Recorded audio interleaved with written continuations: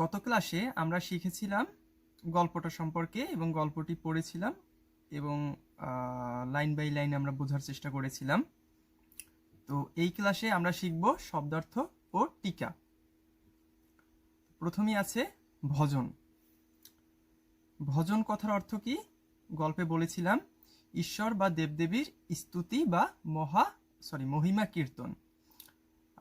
আরেকটি অর্থ হলো প্রার্থনামূলক গান, এটাকে বলা হয় ভজন। এরপরে আছে দোর। দোর মানে দুয়ার বা দরজা, বাড়ির ফটক বা বাড়ির গেট। পড়ালেখা করো মোবাইল ফোনে আর জিতে নাও আকর্ষণীয় কম্পিউটার, ল্যাপটপ ও আইফোন। অষ্টম, নবম ও দশম শ্রেণীর শিক্ষার্থীরা প্রতি মাসে মাত্র 450 টাকা থেকে সহজ শেখা অনলাইন ক্লাসে ভর্তি হতে পারবে এবং ঘরে বসেই মোবাইল ফোনে যতবার ইচ্ছা ততবার ক্লাসের ভিডিওগুলো দেখতে পারবে। তাই দেরি না করে এখনই ভর্তি হও সহজ শেখায় আর সুযোগ পাও আকর্ষণীয় পুরস্কার জেতার।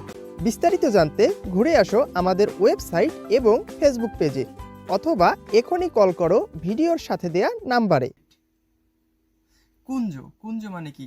লতা পাতায় আচ্ছাদিত বৃত্তাকার স্থান বা উপবন, মানে এমন একটা জায়গা যেখানে ঝোপঝাড় লতা পাতা একদম আচ্ছন্ন হয়ে আছে, এরকম একটা অবস্থা। বেরি বেরি। বেরি বেরি হচ্ছে একটা রোগ।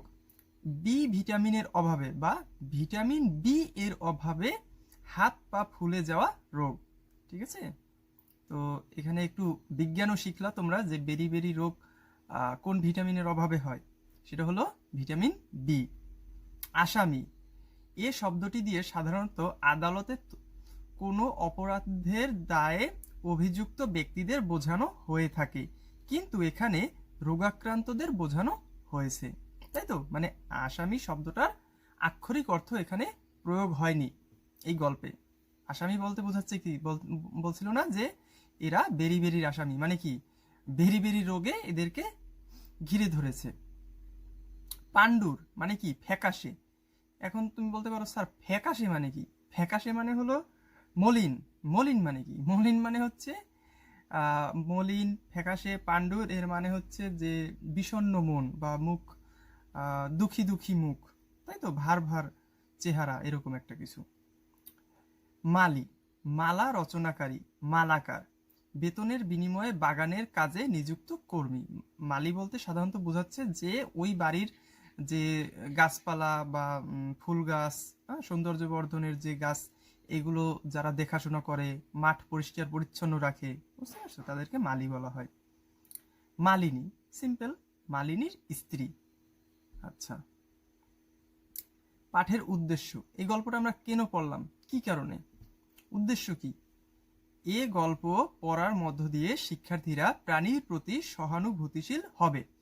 নতুন কোনো জায়গা ভ্রমণ করলে ওই অভিজ্ঞতা লিখে রাখতেও আগ্রহী হবে, তাই তো?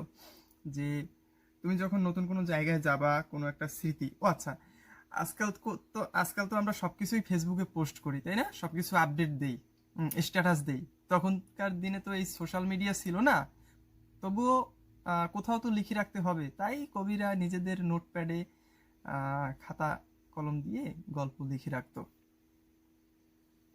আচ্ছা, এবার আমরা একটু পড়ব সংক্ষেপে পাঠ পরিচিতি। গল্পটার নাম হচ্ছে অতিথির স্মৃতি, আর লিখেছে কে? শরৎচন্দ্র চট্টোপাধ্যায়ের। দেওঘরে অতিথি, এইটাকেই এটাকে কি করা হয়েছে, এই গল্পটার নামটাকে পাল্টে এবং ঈষৎ পরিমার্জনা করে এখানে অতিথির স্মৃতি হিসেবে সংকলন করা হয়েছে। এখন কেউ যদি তোমাকে প্রশ্ন করে অতিথির স্মৃতি গল্পের প্রকৃত নাম কি, উত্তর হচ্ছে দেওঘরের অতিথি। মানে কি, কবি আমাদের দেওঘরে বেড়াতে গিয়েছিল, তাই তো? আর সেখানে একটি অতিথি আসছিল, সেই দেওঘরের অতিথিকেই নিয়ে হয়েছিল এই গল্পটি। আচ্ছা, বলছে একটি প্রাণীর সঙ্গে একজন অসুস্থ মানুষের কয়েকদিনের পরিচয়ের মধ্য দিয়ে গড়ে ওঠা আন্তরিক সম্পর্কই এ গল্পের বিষয়। লেখক দেখিয়েছেন মানুষে মানুষে যেমন স্নেহ প্রীতির সম্পর্ক গড়ে ওঠে, তেমন অন্য জীবের সঙ্গেও মানুষের গভীর সম্পর্ক গড়ে উঠতে পারে, তাই না? কারণ আমরা মানুষ জাতি কি শুধুমাত্র মানুষের সাথেই আমাদের একটা মায়ার সম্পর্ক হয়, কখনো কখনো কোনো বিড়াল, কোনো কুকুর বা কোনো গরু, তাদের প্রতিও মানুষের একটা গভীর সম্পর্ক গড়ে উঠতে পারে, তাই তো? কিন্তু সেই সম্পর্ক নানা প্রতিকূল কারণে স্থায়ী রূপ পেতে বাধাগ্রস্ত হয়। যেমন এখানে আহ, কবি তো দেওঘরে গিয়েছিল, তাই না? তো দেওঘরের মানুষরা তো কুকুরটাকে পছন্দ করছিল না, বিভিন্ন কারণে কবি আর ওই কুকুরের স্থায়ী সম্পর্কটা হয়নি আর কি, কয়েকদিনেরই জাস্ট স্মৃতি রয়ে গেল। আবার এই সম্পর্কের সূত্র ধরে একটি মানুষ ওই জীবের প্রতি যখন মমতায় সিক্ত হয়, তখন অন্য মানুষের আচরণ নির্মম হয়ে উঠতে পারে। এই এই কিন্তু সেটাই বলছে যে একটি মানুষ মানে কি, কবি যখন ওই জীবের প্রতি মমতায় সিক্ত হয়, তখন অন্য মানুষ কারা? ওই যে চাকর, মালিনী, তাদের আচরণ কেমন হয়েছিল? নির্মম। তারা কুকুরটাকে মারছিল, তাই তো? এ গল্পে সম্পর্কে এই বিচিত্র রূপই প্রকাশ করা হয়েছে। আচ্ছা, এরপরে লেখক পরিচিতি। একটু আগে ছিল পাঠ পরিচিতি, দুঃখিত আমি হয়তো ভুল বলেছিলাম। এখন হবে লেখক পরিচিতি। সো একজন বিখ্যাত লেখক শরৎচন্দ্র চট্টোপাধ্যায়, তাই তো? তিনি 1876 সালে পশ্চিমবঙ্গের হুগলি জেলার দেবানন্দপুর গ্রামে জন্মগ্রহণ করে। তোমরা একটু কাইন্ডলি ভিডিওটা টেনে টেনে কয়েকবার দেখবা, প্রয়োজন হয় একটু মনে রাখবা, ভিডিওটাকে পজ করবা, থামাবা, থামিয়ে মনে রাখবা যে শরৎচন্দ্র চট্টোপাধ্যায় 1876 সালে জন্মগ্রহণ করছে। কোথায়? পশ্চিমবঙ্গে, মানে ওপার বাংলায়। তখন তো আর বাংলাদেশ ভারত আলাদা ছিল না, সবই এক ছিল। হুগলি জেলার দেবানন্দপুর গ্রামে জন্মগ্রহণ করে। তার কৈশোর ও যৌবনের অধিকাংশ সময় ভাগলপুরের মাতুলালয়ে অতিবাহিত হয়। আচ্ছা, মাতুলালয় মানে কি? মাতুলালয় হচ্ছে মামা বাড়ি, বুঝতে পারছো?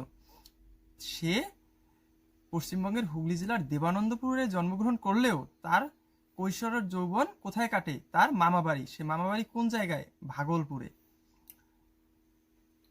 তিনি কলেজ শিক্ষা শেষ করতে পারেননি, সো স্যাড। মানে কলেজের লেখাপড়াও তিনি শেষ করতে পারেনি। 1903 সালে জীবিকার সন্ধানে রেঙ্গুন যাত্রা করেন। 1916 সাল পর্যন্ত তিনি রেঙ্গুনে ছিলেন। তার মানে 1903-এ তিনি রেঙ্গুনে গেছেন এবং 1916 সাল পর্যন্ত তিনি রেঙ্গুনে ছিলেন। রেঙ্গুন একটা জায়গার নাম।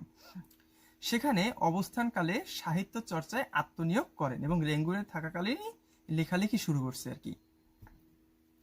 1907 সালে ভারতী পত্রিকায় বড় দিদি প্রকাশিত হলে তার সাহিত্যিক খ্যাতি ছড়িয়ে পড়ে, তাই তো? তো কত সালে? 1907 সালে। পত্রিকার নামটা কি? ভারতী পত্রিকায়। তার কোন এটা হচ্ছে উপন্যাস প্রকাশিত হয়েছিল? বড় দিদি। তারপরে কি? এরপর একে একে গল্প উপন্যাস লিখে তিনি বাংলা সাহিত্যের সবচেয়ে জনপ্রিয় লেখকে পরিণত হন। হ্যাঁ, একসময় শরৎচন্দ্র চট্টোপাধ্যায় বাংলা সাহিত্যের জনপ্রিয় লেখক ছিলেন। ঠিক আছে, তার লেখাগুলো পড়ার জন্য লোকজন অপেক্ষা করত যে কবে তার নতুন লেখা প্রকাশিত হবে। সাধারণ বাঙালি পাঠকের আবেগকে তিনি যথাযথভাবে উপলব্ধি করতে পেরেছিলেন। তার বিখ্যাত উপন্যাসগুলোর মধ্যে রয়েছে পল্লী সমাজ, এগুলো মনে রাখবা, দেবদাস, শ্রীকান্ত, শ্রীকান্তের পর্ব হচ্ছে 4টা, গৃহদাহ, দেনা পাওনা, পথের দাবি, শেষ প্রশ্ন প্রভৃতি। তো তোমাদের কি আমি একটা পার্সোনাল গল্প শেয়ার করি। সেটা হচ্ছে, আমি যখন ক্লাস 5 পাস করি, ক্লাস 5-এ বৃত্তি পাই, তখন বাবা আমাকে এই বড় দিদি গল্পের বইটা উপহার দিয়েছিল। সেটা আমার কাছে এখনো আছে। তো এজন্য শরৎচন্দ্র চট্টোপাধ্যায়কে আমার একটু ভালো লাগে কবি হিসেবে, তার লেখা আমারও। 2টো বই কিনে দিয়েছিল, একটা হচ্ছে বড় দিদি আর একটা হচ্ছে মেজ দিদি। আচ্ছা, পল্লী সমাজ, দেবদাস, শ্রীকান্ত, গৃহদাহ, দেনা পাওনা, পথের দাবি, শেষ প্রশ্ন প্রভৃতি। সাহিত্য প্রতিভার স্বীকৃতি হিসেবে তিনি কলকাতা বিশ্ববিদ্যালয় থেকে জগত্তারিণী স্বর্ণপদক ও ঢাকা বিশ্ববিদ্যালয় থেকে ডি.লিট উপাধি পান। তো কলকাতা থেকে পেয়েছে কোনটা? জগত্তারিণী। আর ঢাকা বিশ্ববিদ্যালয় থেকে পেয়েছে কোনটা? ডি.লিট, তাই তো? ঢাকা বিশ্ববিদ্যালয় থেকে ডি.লিট উপাধি দেওয়া হয়। বলছে কি, বাংলা সাহিত্যের এই কালজয়ী কথাশিল্পীর জীবন অবসান ঘটে 1938 খ্রিস্টাব্দে। জীবনাবসান মানে কি, বসান, এখানে দুইটা শব্দ, জীবন আর একটা হচ্ছে অবসান। জীবনাবসান মানে হচ্ছে মৃত্যু। তিনি 1938 খ্রিস্টাব্দে মৃত্যুবরণ করেন। কত খ্রিস্টাব্দে জন্মগ্রহণ করেছে মনে আছে তো? 1876 খ্রিস্টাব্দে। কোথায়? পশ্চিমবঙ্গের হুগলি জেলার কোথায়, দেবানন্দপুরে। কোথায় বড় হয়েছে? মাতুলালয় মানে মামাবাড়ি, ভাগলপুরে, তাই না? মনে রাখতে হবে। আচ্ছা, এরপরে কি? কর্ম অনুশীলন, এগুলো নিজেরা করবে বলছে। একক কাজ একা একা করতে বলছে। তোমার অভিজ্ঞতা থেকে একটি ভ্রমণ কাহিনীর বিবরণ লেখো। তুমি হয়তো কোথাও বেড়াতে গেছো, সেখানের কিছু স্মৃতি তোমার আছে। এমন না যে সেখানে তোমার কোনো কুকুর বা কোনো বিড়াল তোমার বন্ধু হয়েছে, এমন কিছু না। জাস্ট এগুলো দরকার নেই। জাস্ট মনে করো তুমি কোথাও ঘুরতে গেছো, বেড়াতে গেছো, সেই জায়গার একটা গল্প লিখে দাও, জাস্ট এইটাই।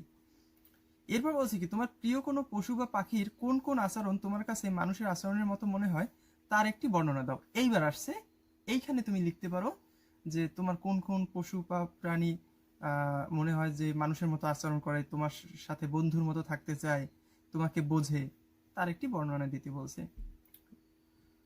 এরপরে আসলো অনুশীলনী, বহু নির্বাচনী প্রশ্ন। বলছে কি, বাত ব্যাধিগ্রস্ত রোগীরা কখন ঘরে প্রবেশ করে? যাদের বাতের সমস্যা আছে, বাত রোগ আছে, তারা তো সন্ধ্যার পূর্বেই ঘরে প্রবেশ করবে, তাই না? বিকেলে তারা হাঁটতে বের হয় এবং সন্ধ্যার আগে আগে ঘরে প্রবেশ করে। এরপরে বলছি কি, শরৎচন্দ্র চট্টোপাধ্যায় কোন বিশ্ববিদ্যালয় থেকে ডিলিট উপাধি পেয়েছে? আমরা জানি যে ঢাকা থেকে ডিলিট আর কলকাতা থেকে জগত্তারিণী, তাই তো? জগত্তারিণী।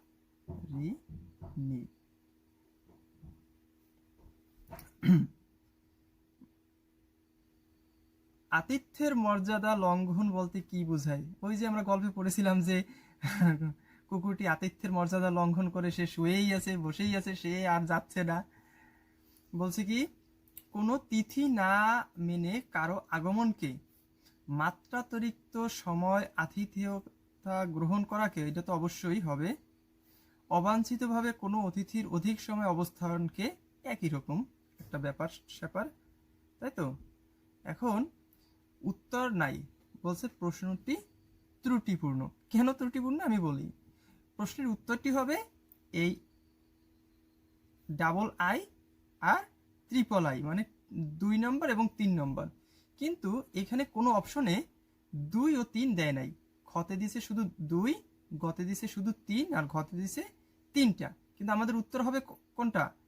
এই ডাবল আই মানে 2 ও 3, ট্রিপল আই, এইটা হবে উত্তর। এখন এইটা যদি কোনো একটা অপশনে থাকতো, তাই তো, তাহলে আমরা বলতাম এইটা হবে উত্তর। কিন্তু এরকম কোনো অপশন তো নেই এখানে, এই জন্য প্রশ্নটি ত্রুটিপূর্ণ। এবার আসি সৃজনশীল প্রশ্নে। এখানে আমরা দেখতে পাচ্ছি যে একজন চাষি, তার ছেলে এবং তার একটি গরু বা ষাঁড়। ভালো কথা, আমরা একটু পড়ি।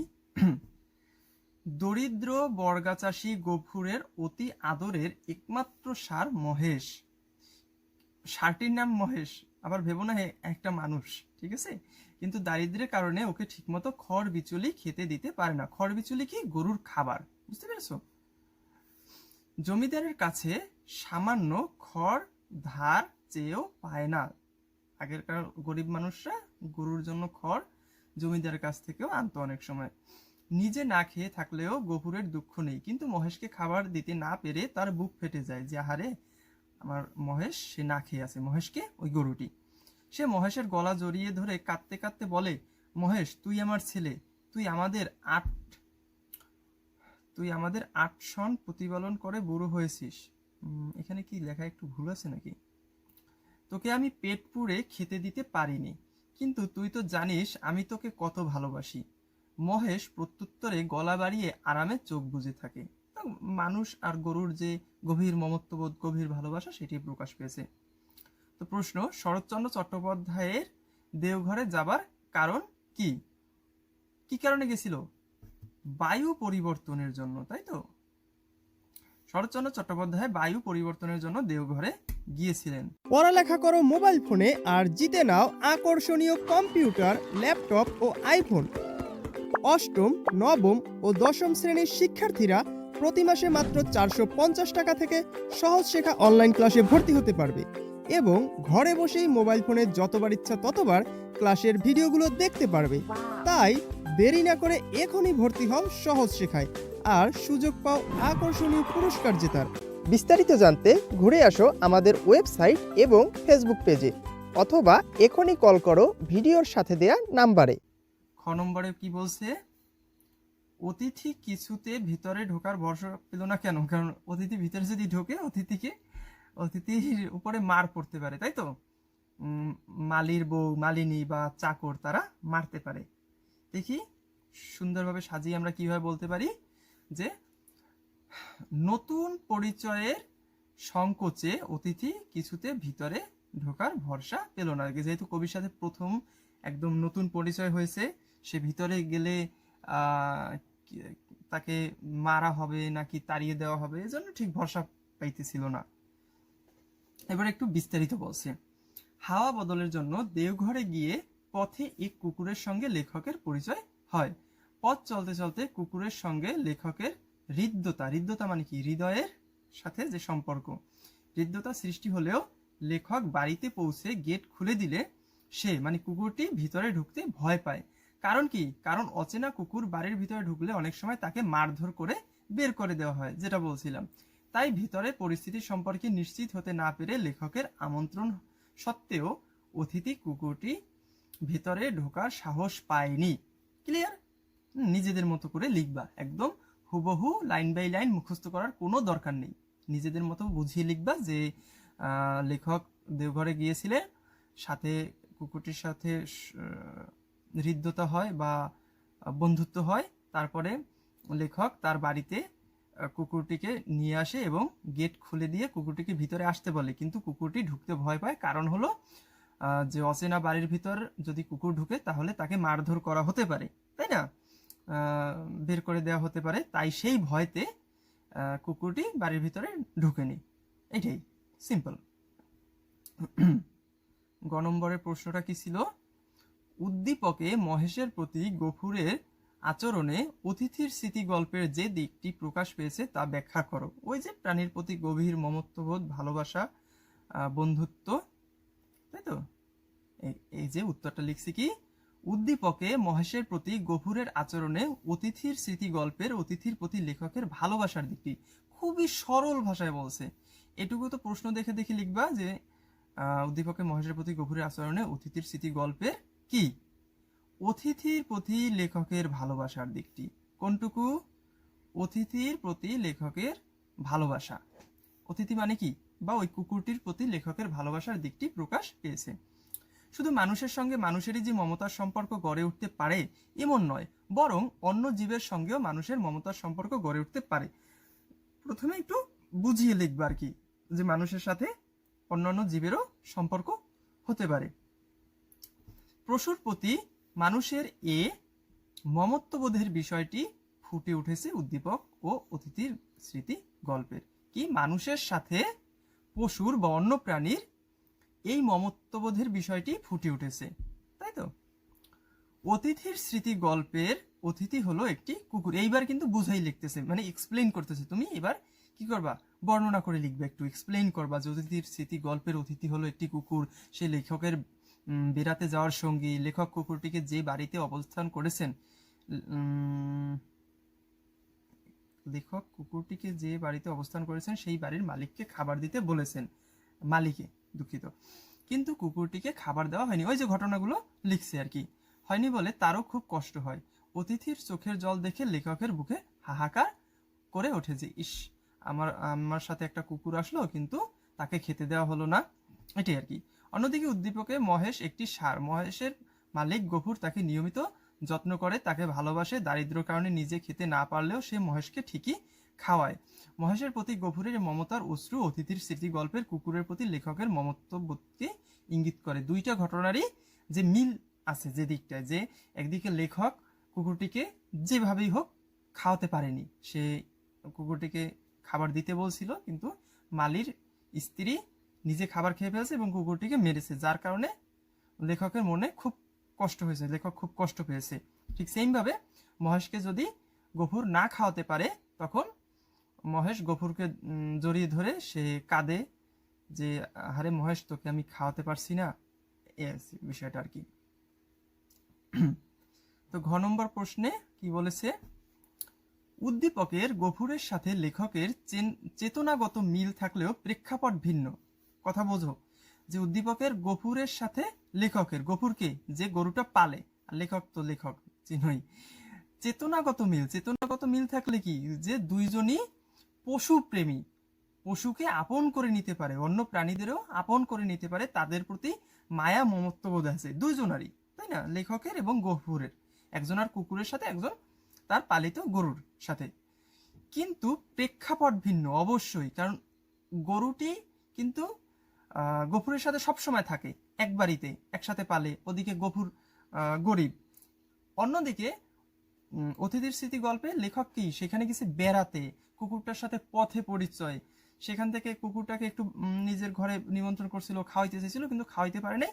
দিন শেষে কি লেখকের আবার ট্রেনে করে নিজের বাড়িতে ফিরতে হয়েছে, কিন্তু সে অতিথিকে নিতে পারেনি। তো প্রেক্ষাপট আসলেই সম্পূর্ণ ভিন্ন।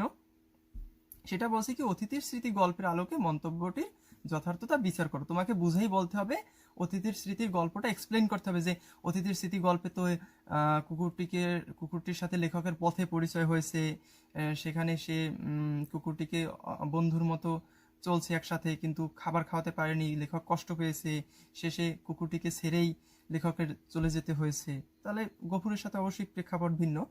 তো দেখো সেটা সুন্দর করে কিভাবে এক্সপ্লেইন করা যায়।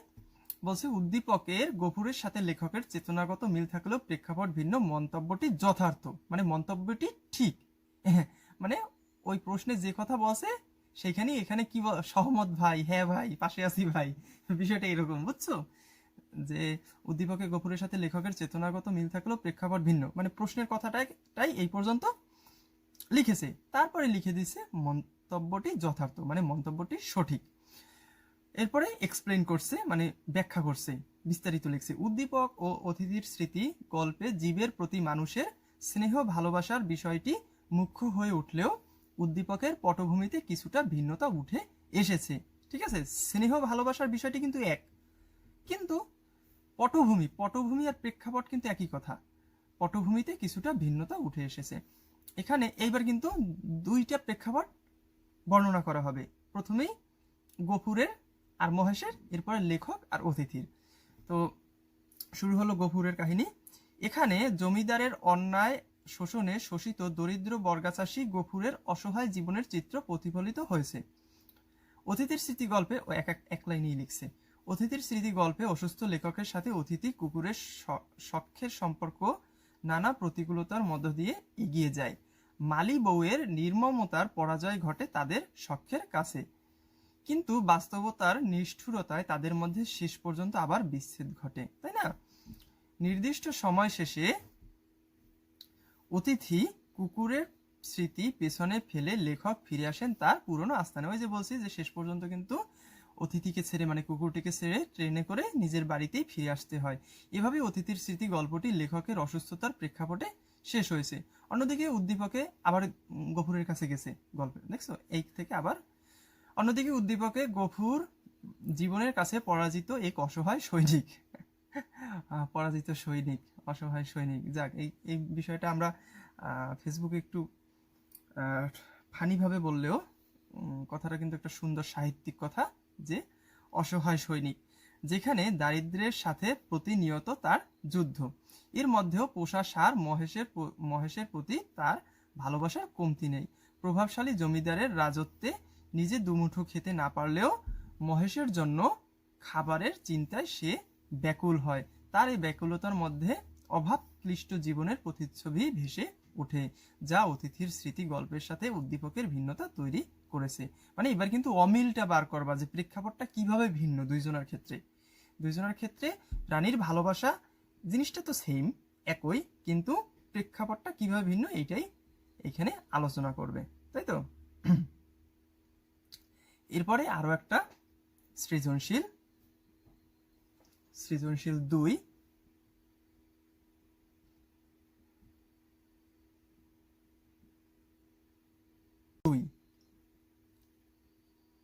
অতিথির স্মৃতিগল্পের সৃজনশীল 2 আমরা এখানে দেখতে পাচ্ছি যে লালমনিরহাটের জুবায়ের এবং তার পোষা হাতি। তো আমরা একটু উদ্দীপকটা পড়ি। লালমনিরহাটের জুবায়ের প্রায় 10 বছর ধরে তার পোষা হাতি কালাপাহাড়কে দিয়ে লাকড়ি টানা, চাষ করা, সার্কাস দেখানো ইত্যাদি কাজ করে আসছিল, কিন্তু বর্তমানে দারিদ্র্যের কারণে হাতির খোরাক জোগাড় করতে না পেরে একদিন সে কালাপাহাড়কে বিক্রি করে দিল। বলে না যে হাতির খোরাক জোগাড় করা তো এত সহজ না। ক্রেতা কালাপাহাড়কে নিতে এসে ওর পায়ে বাঁধা রশি ধরে হাজার টানাটানি করেও এক চুল নাড়াতে পারল না। কালাপাহাড়ের দু চোখ বেয়ে শুধু টপ টপ করে জল গড়িয়ে পড়ছে। কারণ কি? মালিককে ছেড়ে যেতে হবে, অর্থাৎ ওই জুবায়েরকে। পরদিন খদ্দের আরো বেশি লোকজন সঙ্গে করে এসে কালাপাহাড়কে নিয়ে যাবে বলে চলে যায়, কিন্তু ভোরবেলা জুবায়ের দেখে কালাপাহাড় মরে পড়ে আছে।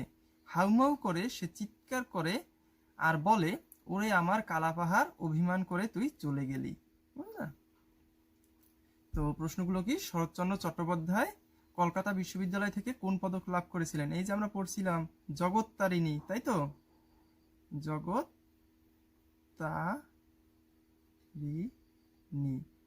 আর ঢাকা বিশ্ববিদ্যালয় থেকে পেয়েছিল ডিলিট। পড়ালেখা করো মোবাইল ফোনে আর জিতে নাও আকর্ষণীয় কম্পিউটার, ল্যাপটপ ও আইফোন।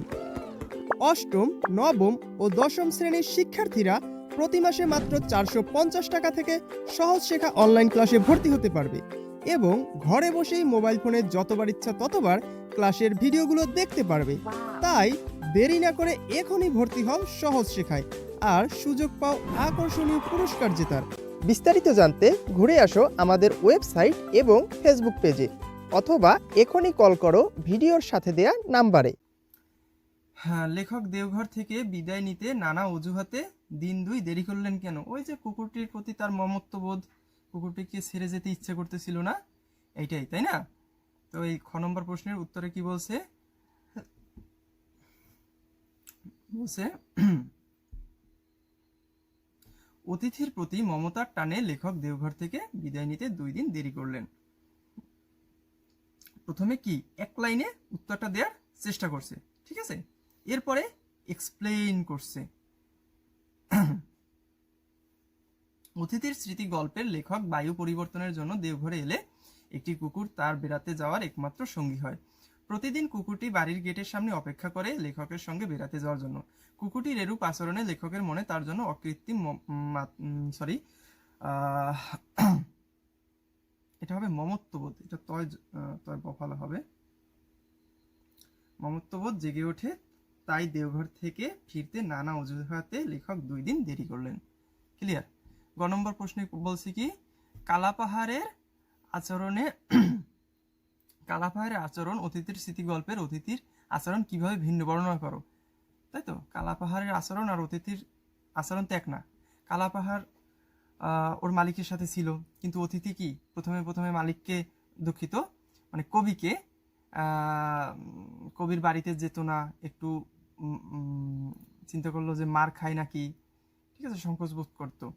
প্রেক্ষাপট ভিন্ন, তাই না? বলছে উদ্দীপকে কালাপাহাড়ের আচরণ এবং অতিথির স্মৃতি গল্পের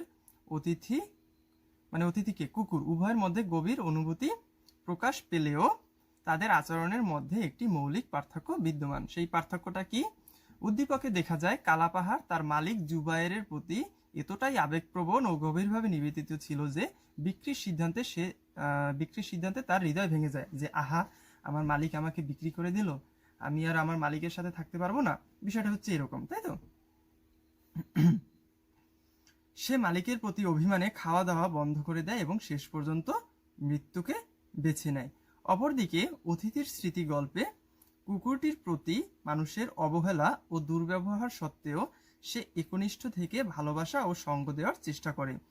আবার দেখা যায় হাতিটি জুবায়েরের বিক্রি করার সিদ্ধান্তকে অভিমানের চূড়ান্ত রূপে প্রতিফলিত করে আত্মসমর্পণের মাধ্যমে, তাই তো?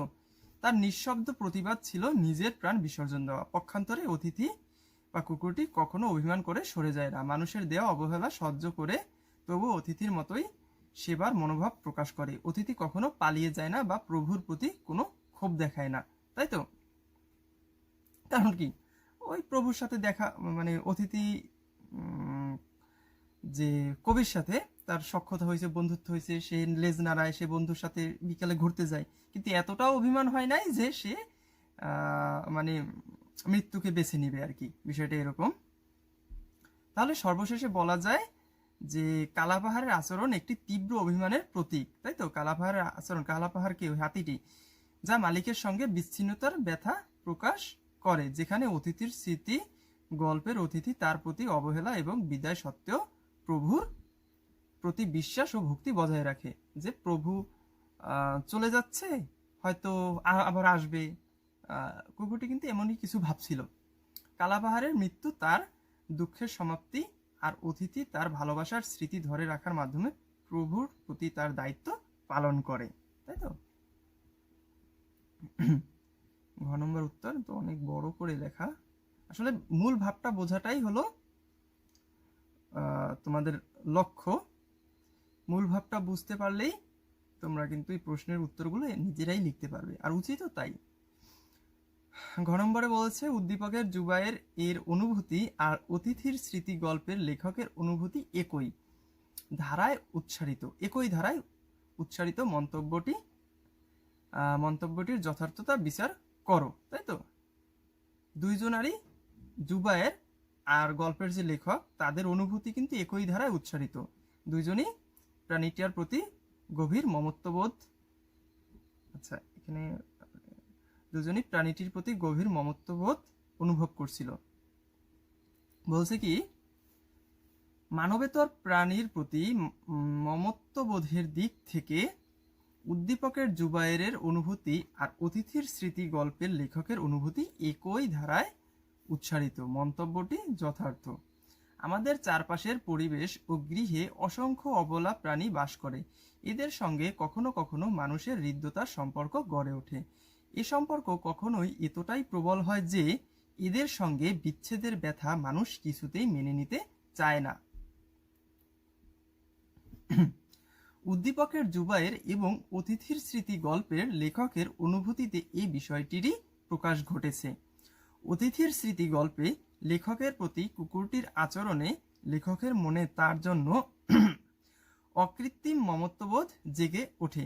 তাই দেওঘর থেকে বিদায় নেওয়ার দিন এসে পড়লেও কুকুরটি ছেড়ে যেতে খারাপ লাগার কারণে লেখক দেওঘর থেকে বিদায় নিতে নানা অজুহাতে 2 দিন দেরি করেন। তবে তাই বোঝা যায় যে লেখকের প্রতি কুকুরটির মমত্ববোধ কতটা বেশি। এর মূল কারণ ছিল কুকুরটির প্রতি লেখকের অকৃত্রিম ভালোবাসা, এই যে সেই কথাই বলছে। উদ্দীপকে দেখা যায় পোষা হাতি কালাপাহাড়ের সাথে জুবায়েরের দীর্ঘ 12 বছরের সম্পর্ক। অভাবের তাড়নায় এক সময় সে কালাপাহাড়কে বিক্রি করে দেয়। এতে অভিমানে কালাপাহাড় এ দুনিয়া থেকে বিদায় নিলে জুবায়ের গভীরভাবে শোকাহত হয়। তাই তো দুইজনারই যে অনুভূতি একই ধারায় উচ্চারিত, তাই না? উল্লেখিত আলোচনায় বলা যায় প্রশ্নোক্ত মন্তব্যটি যথার্থ।